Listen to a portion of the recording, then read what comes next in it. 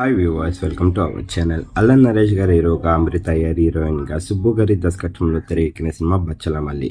మరి December 20న world వైడ్గా గ్రాండ్గా రిలీజ్ అయింది ఈ సినిమా.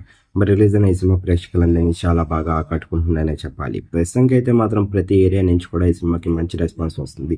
మరి తాజాగా బాక్సాఫీస్ దగ్గర 3 రోజులని విజయవంతంగా పూర్తి చేసుకుంది.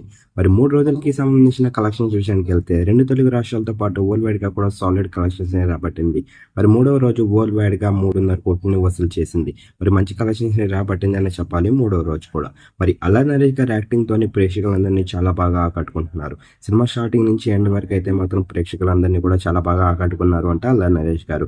అంతేకాకుండా బ్యాక్గ్రౌండ్ స్కోర్ కానివ్వండి, ప్రతి ఒక్కరి యాక్టింగ్ కానివ్వండి, ప్రేక్షకులందరినీ చాలా బాగా ఆకట్టుకుంది.